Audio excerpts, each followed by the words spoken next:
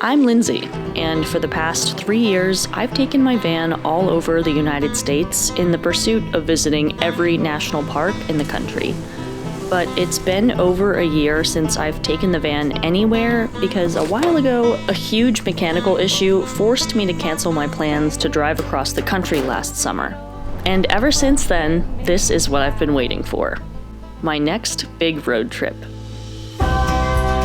Things are just barely starting to warm up where I live in the Northeast, so I figured this would be a good opportunity to go visit some parks with a warmer climate and to take the van across the country to experience a southwestern spring.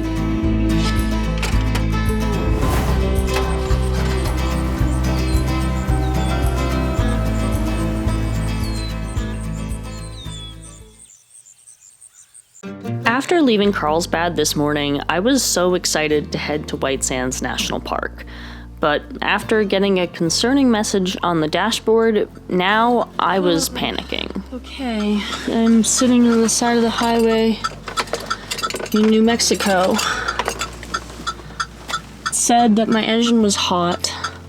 I pulled over, I turned the van off, and I can't get my key out of the ignition. And the van also will not start.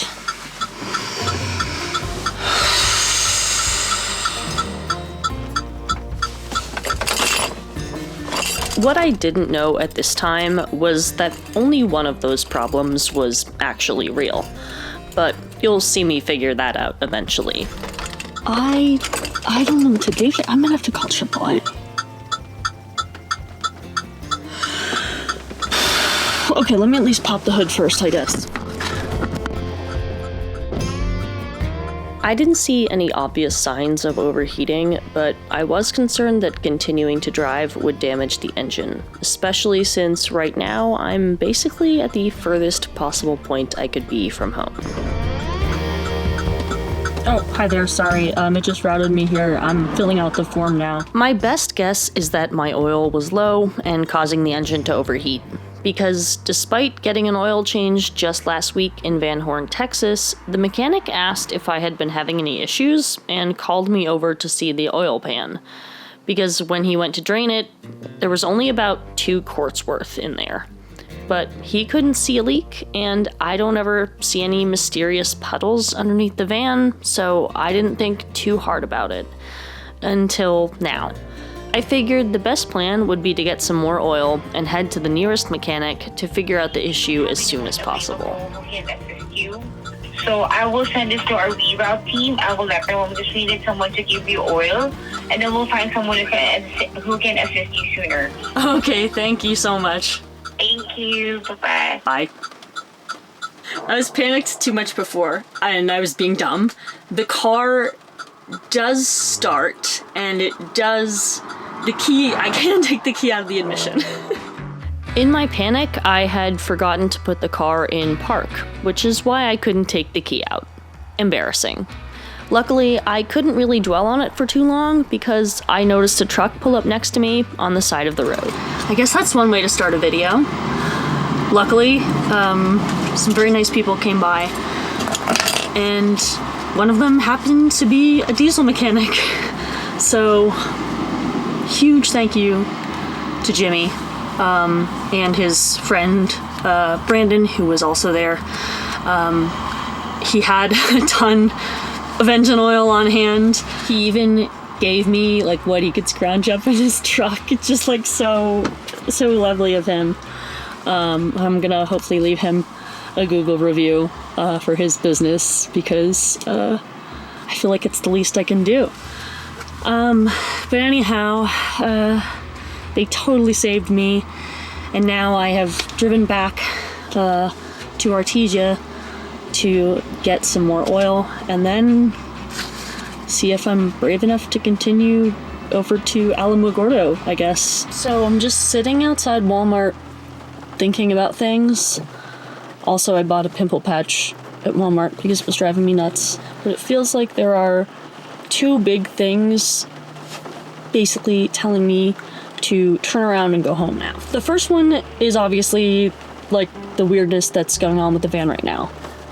It is still saying that the engine is hot, so I'm a little nervous about like the 30-ish hours of driving I have ahead of me to get home. So I'd rather put myself closer to home instead of less. And then also, tomorrow was the day I basically had planned to see all of White Sands and then leave. And the forecast for tomorrow is terrible. It's definitely not what I had in mind, especially when I brought the big sled for sand sledding. As disappointing as it is, it's definitely not worth like going out there to have like a shitty day. So my remaining uncertainty is that, do I still go to hot springs? Do I not? That decision might just end up being made for me if the van breaks down any further, I guess. So we'll see. But I've just filled my gas tank, so let's see how far I can get without feeling too nervous about the engine situation. Okay, so I do have somewhat of an update. I have just made an appointment for a mechanic that is open on Saturdays. So I need to be in Lubbock, Texas by 9 a.m. tomorrow, which is only about an hour and a half away, so that should be plenty of time. But I have just kind of been periodically stopping and letting the engine, I guess, sort of cool off a little after maybe every like half hour. So I'm just trying to be really careful with it. I might have mentioned also the temperature gauge on my dashboard is not working. It seems like it's not, so I mean, it shows it as like low, so which doesn't make sense, but I don't know what to trust. Like the computer is telling me it's high, but there's no data on the temp gauge that I can like see to corroborate that. Something's definitely wrong to an extent, so basically just gonna keep driving in short stints, stop and get some dinner, and I will see you tomorrow in Lubbock. Hello from Lubbock, Texas. At this Love's truck stop where I desperately need a shower. But before I go inside, I do have some good news. I started the van this morning and immediately got the engine temp warning, which I knew could not be right. So it kind of gave me a little bit more hope that maybe it was literally just the instrument failing. And I drove for maybe a minute or so, and the temperature gauge on my dashboard came back on. So that gave me even more hope. And now that I am stopped, I turned the van back on just to check, and the warning is gone. And after celebrating this discovery with a long overdue shower, I had a surprise waiting for me outside. It's snowing here. Bro, I left home to avoid this. Awesome. It went away on its own. We love that. It seems pretty clear that it was the instrument failing, so I can only assume that when the computer has no data for the temperature, it defaults to telling you it's too hot just to prevent any sort of damage. Now that the gauge is working, I've been able to keep an eye on it. The temperature is very reasonable, and I no longer have to pull a Hank Hill. All last night I was driving with the heater on full blast to like draw some heat away from the engine bay. Oh, crap, so muddy, it's hot in here. Really? I was just thinking it was a little chilly, actually. Yeah. But I guess I didn't need to be doing that, so hopefully, my drive today will be a little bit more comfortable. And, speaking of which, I think I'm going to continue crossing the state of Texas to my final park, so the trip is not completely done yet.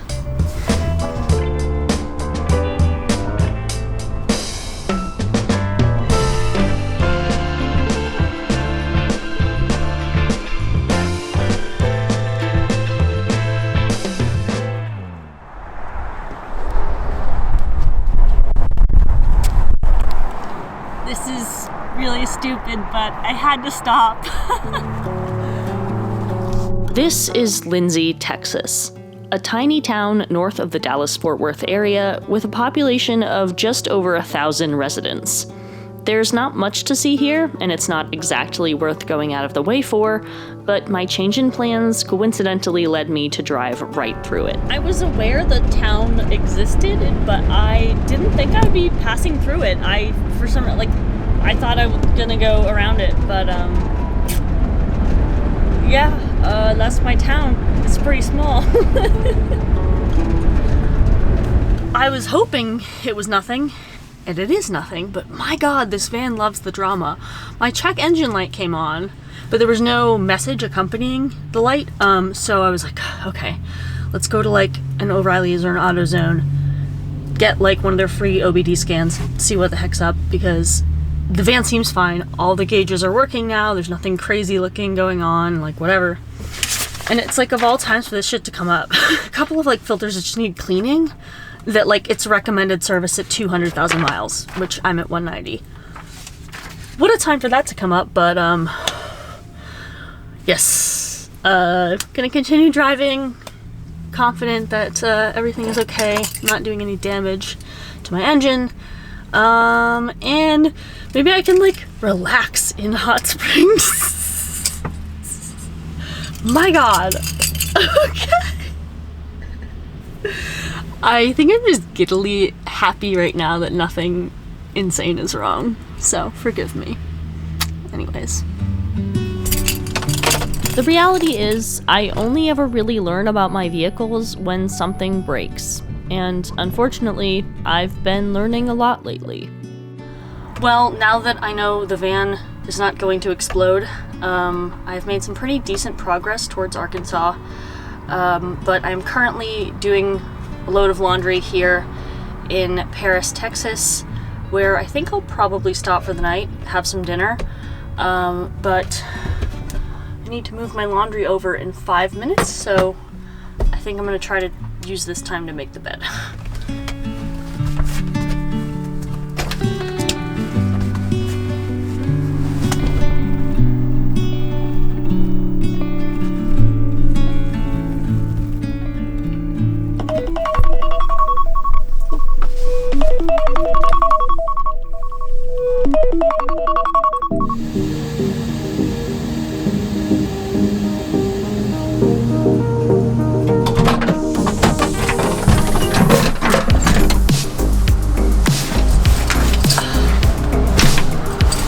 Okay, I've gotten all my sort of errands done, and I think after the day I've had, I'm gonna go get myself something nice for dinner.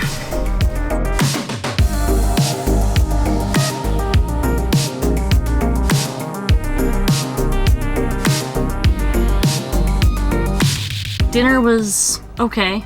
Honestly, didn't love those tacos, but the sweet potato fries were pretty good. For now, it's just nice to be able to rest and to be ahead of schedule and to not have to worry about the van. So, I will see you tomorrow. Well, last night here was pretty interesting. I slept totally fine, but there is like some sort of an event or festival going on in the lot across from me. So I was hearing a bit of that, but I really don't mind. What bothers me more is the weather. It is cold here. Obviously yesterday you saw it was kind of even snowing, which is crazy.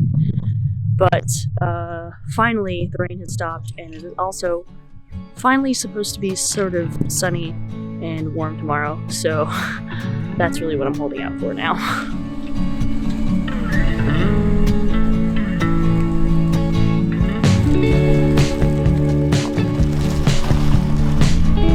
Okay, I found out what the event is, and it makes sense now that I've realized, like, I've been seeing a ton of smoke coming from over there.